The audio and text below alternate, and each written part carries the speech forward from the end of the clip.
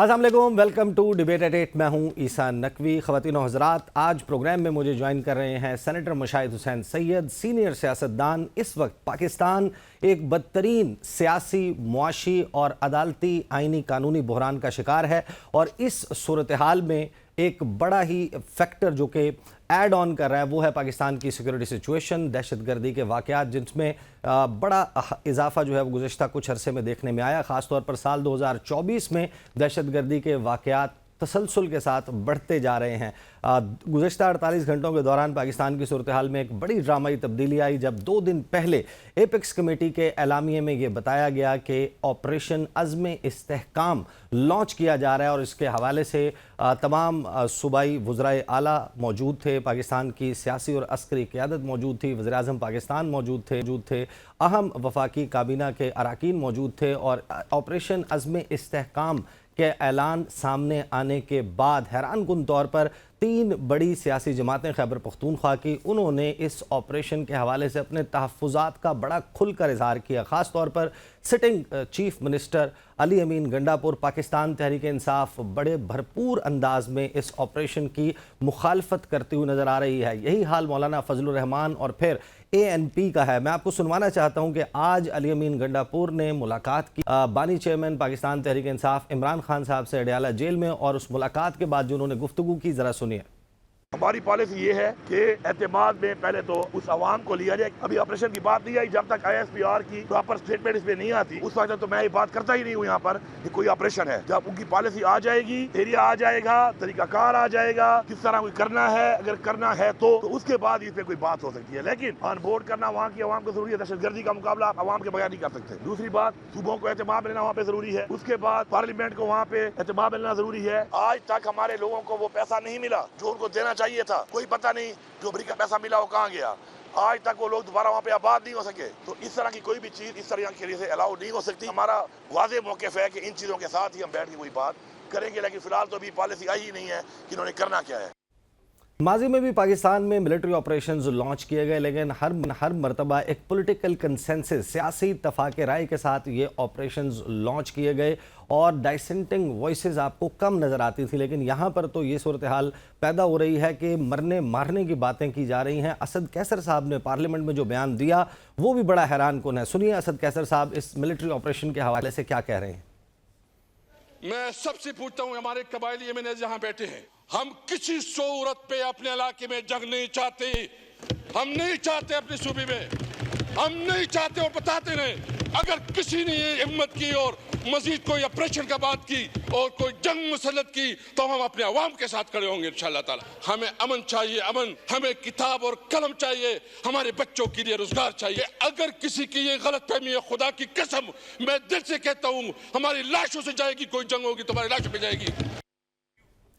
पाकिस्तान की सबसे बड़ी जमात पाकिस्तान तहरीक इंसाफ, और इस सूबे में हुकूमत अगर इनकार कर रही है, ये कह रही है कि हम आवाम के साथ खड़े होंगे अगर जंग मुसल्लत की गई, इसको जंग का नाम दिया जा रहा है, तो क्या ऐसी सूरत हाल में एक ऑपरेशन, और वो भी मिलिट्री ऑपरेशन, लॉन्च भी किया जा सकता है? क्या ये वाहिद सोल्यूशन है पाकिस्तान के पास बढ़ते हुए दहशतगर्दी के वाक़यात, ख़ास तौर पर जो पाकिस्तान के दोस्त ममालिक हैं उनके इंटरेस्ट को और पाकिस्तान और उन ममालिक के दरमियान ताल्लुकात को ख़राब करने के लिए जो हमले किए जा रहे हैं, वो किस तरीके से ऑपरेशन कामयाब होगा? यही है वो हमें मौलाना फजलुर रहमान का JUIF का नज़र आता है। JUIF के सरबराह ने इस ऑपरेशन अज़्म इस्तेहकाम को आज अदम इस्तेहकाम करार दिया। क्या कहा मौलाना फजलुर रहमान साहब ने, सुनिए।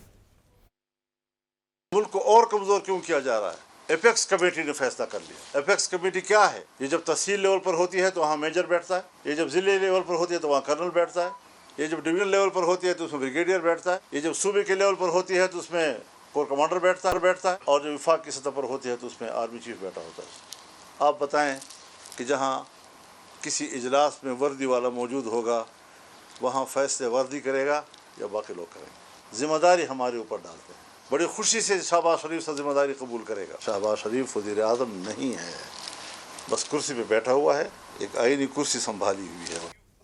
मुशाहिद हुसैन सैयद साहब, आपने सुनी मौलाना फजलुर रहमान साहब की गुफ्तगू, फिर खैबर पख्तूनख्वा के वज़ीर आला वो जो गुफ्तगू कर रहे हैं। माजी में भी ऑपरेशंस हुए हैं, पार्लियामेंटेरियंस को एतमाद में लिया जाता है, यहाँ पर तो علی امین گنڈاپور صاحب نے جو باتیں کی ہیں وہ تو یہ کہہ رہے ہیں کہ سرسری سے تذکرہ ہوا تھا, ابھی تو پلان بھی شیئر نہیں ہوا اور اتنا بڑا ایک ملٹری آپریشن اناؤنس بھی کر دیا گیا. نقوی صاحب, آپ نے جو تاریخ کی بات کی, میں اس کا ذرا, چونکہ میں اس کا عینی شاہد ہوں, پارٹیسپینٹ بھی ہوں, میں 2 آپریشنز کی آپ کو اگزامپل دیتا ہوں. سوات آپریشن رائے راست 2009 کو جنرل کیانی آرمی چیف تھے. آپریشن لانچ کرنے سے پہلے آل پارٹیز کانفرنس بلائی گئی. پیپلز پارٹی کی گورنمنٹ تھی, پرائم منسٹر یوسف رضا گیلانی صاحب تھے. اس کانفرنس میں بھی شامل تھا, سارا تھا, بلکہ جو ڈرافٹ تھا وہ میں نے کیا تھا, وہ جو جوائنٹ ڈکلیریشن وغیرہ سارا کچھ, اور پوری مشاورت ہوئی, پوری ڈسکشن ہوئی. فوجی قیادت بھی موجود تھی, انہوں نے بریف کیا اور پھر اتفاق رائے کے بعد فیصلہ ہوا کہ پولیٹیکل کنسنسس کے پیچھے ہے. Fast forward 2014 operation Zarb Azb 16 دسمبر کا جو سانحہ اے پی ایس کا جو ہوا, اور وہ نیکسٹ ڈے میاں صاحب پرائم منسٹر تھے. 17 دسمبر کو گورنر ہاؤس پشاور میں کانفرنس بلائی, جنرل راحیل موجود تھے اور D G I S I general Rizwan تھے, وہ بھی موجود تھے, اور پوری سیاسی قیادت موجود تھی. اور اس وقت بھی وہ جو ڈیکلیریشن وہ میں نے ڈرافٹ کیا تھا, وہ مجھے یاد ہے کہ میں نے کہا میاں صاحب آپ ڈکٹیشن تو آج کل نہیں لیتے, کوئی آپ کا بندہ ہے ڈکٹیشن لینے والا, کیونکہ ان کے آپ مجھے ایسا ڈرافٹ کریں. انہوں نے کہا ہاں میرا فواد حسن فواد ہے سیکٹری, وہ تو فواد حسن فواد وہ ایفیشینٹ آدمی ہے بڑا, وہ اپنا لیپ ٹاپ لے کے آ گیا. میں کہا میں ڈکٹیٹ کر دیتا ہوں انگریزی میں کیا, تو وہ ہم نے ڈرافٹ کیا. So it was with full consensus سیاسی قوتوں کا, پارلیمنٹ کا, اور ظاہر عوام کی تائید بھی. اور میرے خیال میں جو چیف منسٹر کے پی نے کہا ہے, انہوں نے 3 باتیں کی نا, کہ عوام کی سپورٹ, صوبے کی سپورٹ اور پارلیمنٹ کی سپورٹ. اور یہ تو جائز بات ہے, کیونکہ جو, اور یہ لگا عجیب سا ذرا کہ ایک دم ایک میٹنگ ہوتی ہے تو ایک دم ایک اناؤنسمنٹ کر دی, اعلان کر دیا کہ آپریشن بہت بڑی چیز ہوتی ہے, وہ ڈسکشن کے بعد ہوتا ہے. ویسے ضرورت ہے کاؤنٹر ٹیررزم اسٹریٹجی کی, جو اس کا فقدان ہے, اور جس کا مین لیڈ رول جو ہے وہ نیکٹا ہونا چاہیے, نیشنل کاؤنٹر ٹیررزم اتھارٹی, جس کو ہم نے ناکارہ بنا کے رکھا ہے 15 سالوں سے. آرمی کو ہر چیز میں انوالو نہیں کرنا چاہیے. آرمی کا رول ہے سرحدوں کا دفاع کرنا اور ایک اندرونی استحکام قائم کرنا جہاں ڈس آرڈر ہو.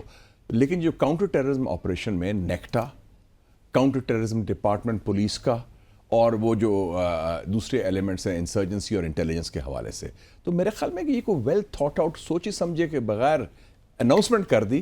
اس کا پس منظر شاید جیو پالیٹکس نہ ہو, اس سے ایک دن پہلے چائنیز تاثر تو یہ دیا جا رہا ہے کہ یہ آپریشن, جیسے ہمیں آپ نے آپریشن راہ راست کی بات کی, اس وقت جو ہے امریکہ کی بار بار ڈیمانڈ تھی, اور پاکستان کو ڈبل گیم کا الزام بھی لگایا جا رہا تھا. ہماری ضرورت بھی تو تھی, اور یہ کہہ رہے تھے کہ جناب یہ شمالی وزیرستان میں نہیں. آپ کو یاد ہے ہلری کلنٹن نے کہا تھا کہ طالبان 60 مائلز فرام اسلام آباد. بالکل بالکل یاد ہے, مولانا فضل الرحمان صاحب نے بھی ایک سٹیٹمنٹ دیا تھا پارلیمنٹ میں, وہ ویری الارمنگ.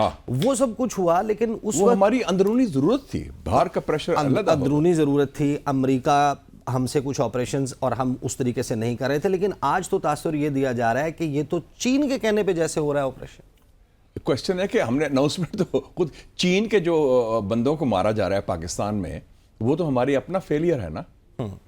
چین کے علاوہ آپ یہ بھول گئے ہیں کہ انڈیا کا جو را ہے ریاستی دہشت گردی, گارڈین کی سٹوری ہے, فارن آفس نے کنفرم کیا ہے کہ 4 سالوں میں 20 مرتبہ انڈیا کے ہٹ اسکواڈ والے آئے ہیں پاکستان کے اندر, 20 مرتبہ انہوں نے اسیسینیشنز کیے ہیں ہمارے ہاں, اور اس کا کوئی جواب نہیں ملا, یا کوئی اس کو کاؤنٹر نہیں کیا گیا.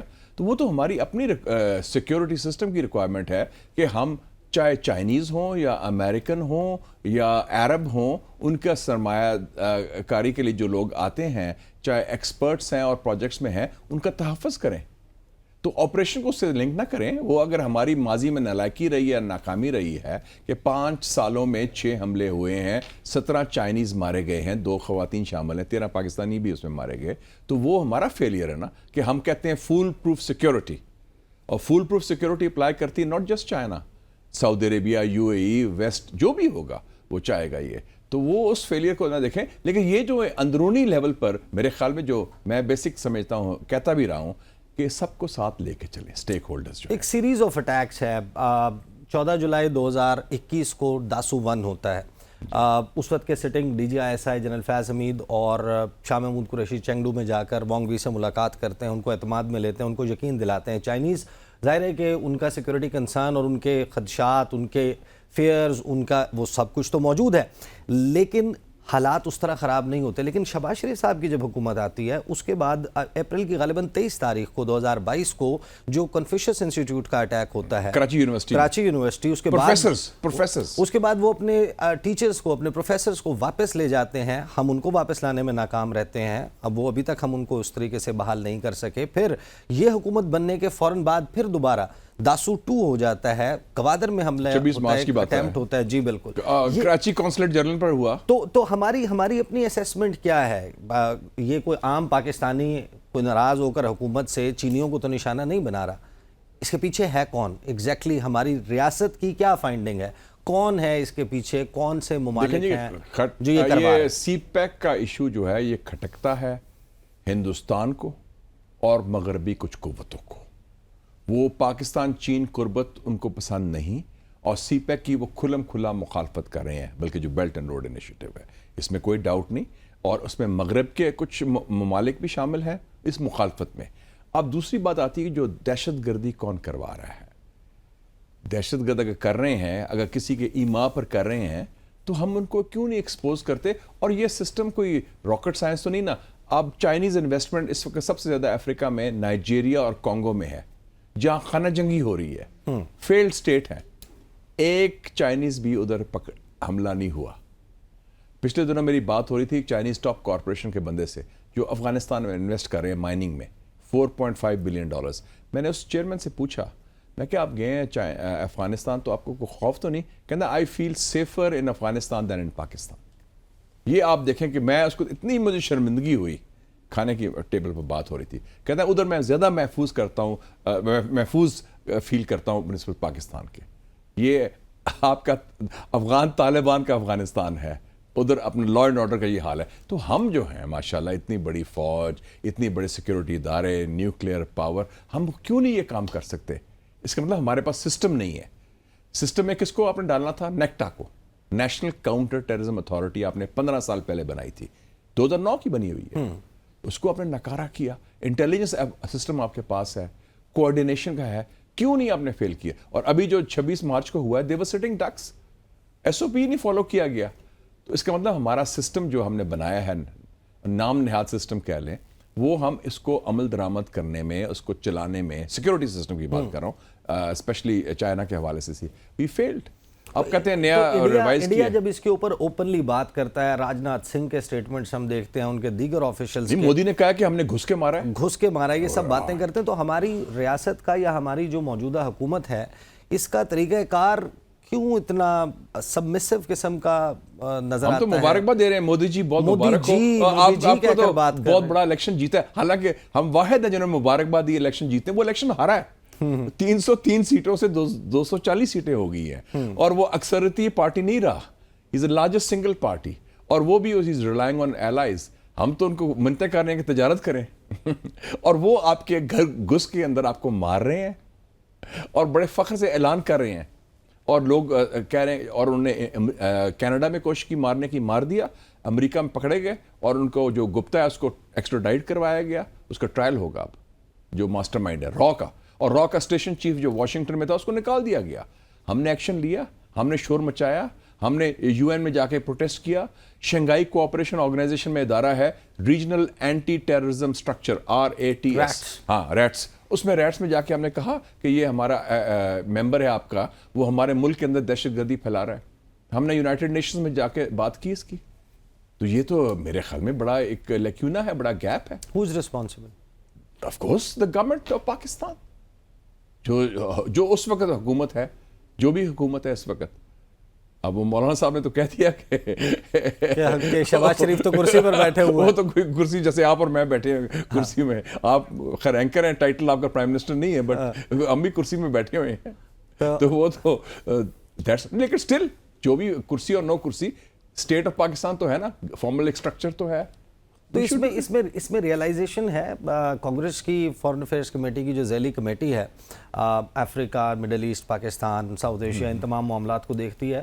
اس کی جو ڈونلڈ لو والی بریفنگ تھی، اس میں کچھ سینیٹرز ہیں، ان کے کانگریس مین ہیں، ان کے سوالات آپ نے دیکھے ہوں گے کہ Pakistan communist party of China کا گراؤنڈ زیرو ہے، اور IMF کو لیورس کے طور پر استعمال کریں گے ٹو میک شیور کہ ڈاؤن گریڈ ہو اور ریسٹرکچرنگ ہو معاہدوں کی.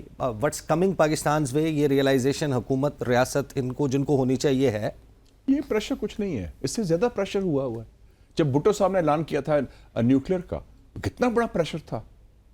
اس نے کہا تھا کہ that you will be made a horrible example. Kissinger نے کہا تھا کہ we continued with the nuclear programme.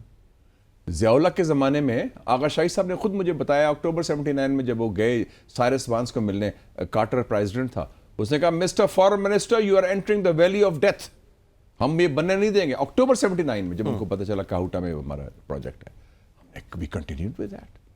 ایسی کون سی بات ہے, کیا گردن سے پکڑا ہوا ہے ہم نے, ہمارے پاس آپشنز نہیں ہے. لیکن اگر ہماری معیشت جو ہے وہ اتنی زبوں حالے کا شکار ہوگی, معیشت تو یہ ہے کہ ہمارے پرائم منسٹر کہہ رہے ہوں گے بیگرز کانٹ بی چوزرز, ہمارے وینٹیلیٹرز کی بات کر رہے ہوں گے. مجھے سمجھ نہیں آتی احسان نقوی صاحب, میں آپ کو 25-30 سال سے جانتا ہوں, اس وقت ہمارے پاس نیوکلیئر بم نہیں تھا, لیکن ہمارے میں ہمت زیادہ تھی. اب ہمارے پاس نیوکلیئر بم بھی ہے تو ہم ڈرے رہتے ہیں, ہاتھ ملتے رہتے ہیں. کیا ہے وہ پرائم منسٹر نے کہا سافٹ اسٹیٹ, میں کہتا ہوں سافٹ اسٹیٹ تو نہیں, لوگ اسٹرانگ سوسائٹی ہے, سافٹ لیڈرشپ ہے ہماری. اتنی جلدی یرک جاتی کہ یہ ہو جائے گا تو وہ ہو جائے گا. 68 کنٹریز ہیں آؤٹ آف 193 جو کہتے ہیں ہم ڈالر میں ٹریڈ نہیں کریں گے. اب ٹریڈ کھولیں ایران کے ساتھ, رشیا کے ساتھ, چائنا کے ساتھ, سینٹرل ایشیا کے ساتھ. ہمت تو کریں نا آپ صرف کہتے ہیں انتظار کریں واشنگٹن ڈی سی سے IMF کا کال آئے گا, IMF نے یہ کہا, اور IMF نے جو کیا آپ کا تیا پانچا ہو گیا اس بجٹ میں.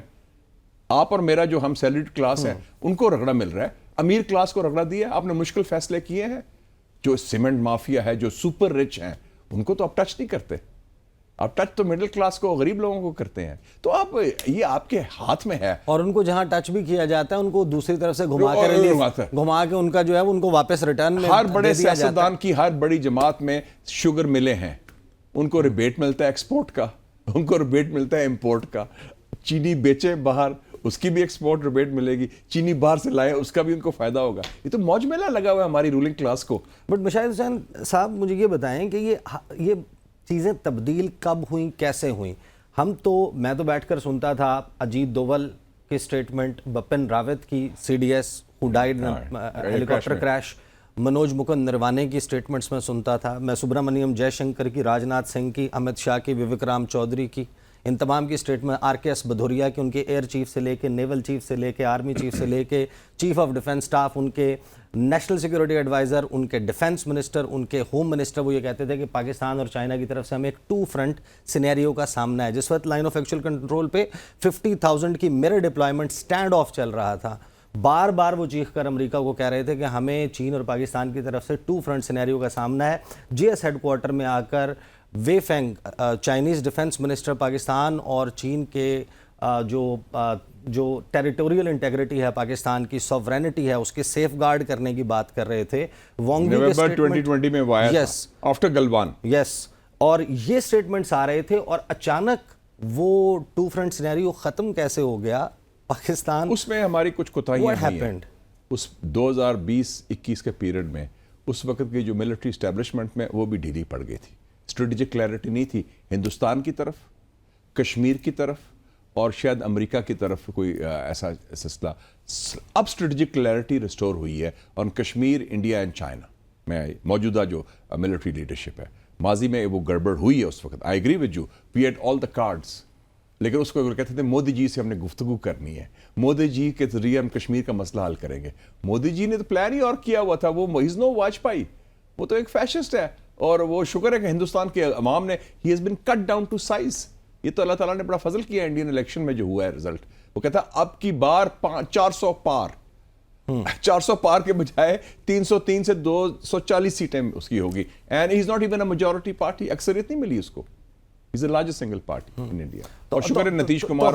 ہماری جی حضوری کس وجہ سے ہے؟ ہم نے ابھی تک خوف 25 فروری 2021 پاکستان یہ فیصلہ کرتا ہے کہ line of control per cease fire کر لیا جائے. یہ وہ وقت ہے جس میں line of actual control per India کو اکلیمیٹائزڈ سولجرز درکار ہیں. 50,000 کی میرر ڈپلائمنٹ وہ مینٹین نہیں کر پا رہا, ہم ان کے ساتھ سیز فائر کر لیتے ہیں, وہ یہاں سے اپنے اکلیمیٹائزڈ سولجرز سیاچن سے, گیاری ان کو سے, توقع دیگر تھی سیکٹر سے کہ اٹھا کر وہاں مودی پر کی لگا گورنمنٹ سے ہم پتہ نہیں کیا ریلیف مل جائے گا. میں نے اس کو بھی کہا تھا کہ یہ جو آپ کے لیے سیز فائر مانگ رہے ہیں لائن آف کنٹرول میں, ہندوستان کو فکر ہی ایک ہی ہے صرف, چائنا کا, ٹو فرنٹ سچویشن کا.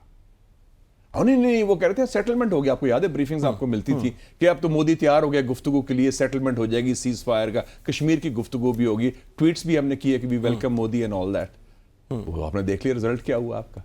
تو آپ کی ہماری assessment about India, about Modi was totally wrong, اور اس بیسس پر ہم نے غلط, ہم خاموش رہے. آپ کو یاد ہے کہ عمران خان کی گورنمنٹ کے زمانے میں اکتوبر 2020 میں فارن آفس نے ڈوسیے دیا انڈین اسٹیٹ ٹیررزم کا, اور اس میں کہا گیا کہ 87 ٹریننگ کیمپس ہیں, جس میں سے کچھ افغانستان میں ہیں, کچھ انڈیا میں ہیں, جو پاکستان کے خلاف ہیں.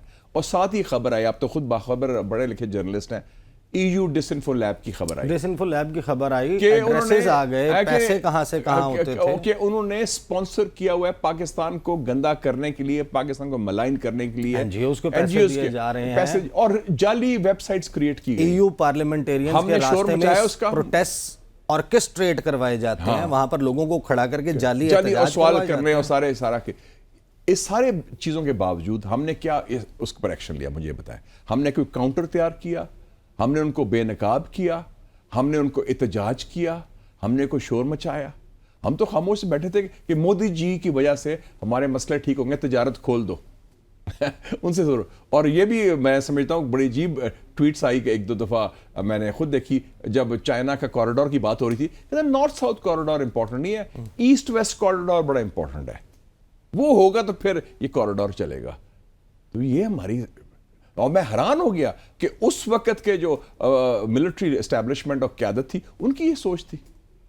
صحیح. اور اسی صورتحال میں مشاہد صاحب مجھے بریک لینی ہے.